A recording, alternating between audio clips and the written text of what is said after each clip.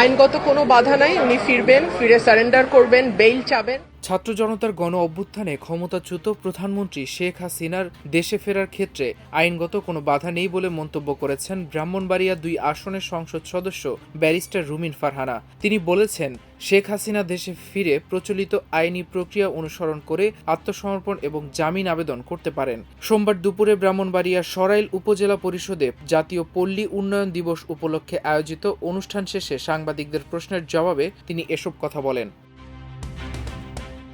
শেখ হাসিনার দেশে ফেরার প্রসঙ্গে ব্যারিস্টার রুমিন ফারহানা আরও বলেন, আইনগতভাবে তার ফেরার পথে কোনো বাধা নেই। তিনি দেশে ফিরে আমাদের প্রচলিত সিআরপিসি বা ফৌজদারি কার্যবিধির নিয়ম মেনেই আত্মসমর্পণ ও জামিনের আবেদন করতে পারেন। প্রচলিত আইনি প্রক্রিয়ায় তিনি অনুসরণ করবেন।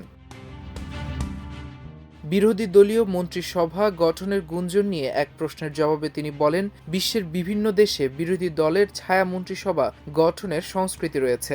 যদি বিরোধী দল এটি গঠন করে তবে তা অবশ্যই স্বাগত জানানোর মতো বিষয়। ছায়া মন্ত্রিসভার মাধ্যমে যদি তারা মন্ত্রণালয় ভিত্তিক পরিকল্পনা তুলে ধরে এবং বর্তমান সরকারের কর্মকাণ্ডের ভুলভ্রান্তি ধরিয়ে দিয়ে ইতিবাচক মতামত প্রদান করে তবে সেটি অবশ্যই দেশের জন্য কল্যাণকর হবে। বিরোধী দলে যারা থাকে তাদের ছায়া মন্ত্রিসভা গঠনের সংস্কৃতি তো বিভিন্ন দেশে আছে। তার এই মন্তব্য বর্তমানে দেশের রাজনৈতিক অঙ্গনে বেশ আলোচনার সৃষ্টি করেছে। শেখ হাসিনার আইনি অবস্থান এবং বিরোধী দলীয় ভূমিকা নিয়ে তার এমন বিশ্লেষণকে রাজনৈতিক বিশ্লেষকরা গুরুত্বের সঙ্গেই দেখছেন। বর্তমান মন্ত্রণালয়ে কোথায় কি ভুল ভ্রান্তি যদি কিছু হয়ে থাকে সেই ব্যাপারে যদি ওনারা ওনাদের পজিটিভ কোনো ফিডব্যাক দেন যে কি করলে ভালো হয়, আমার মনে হয় সেটা অফকোর্স ওয়েলকাম। মাল্টিমিডিয়া ডেস্ক, আমার দেশ।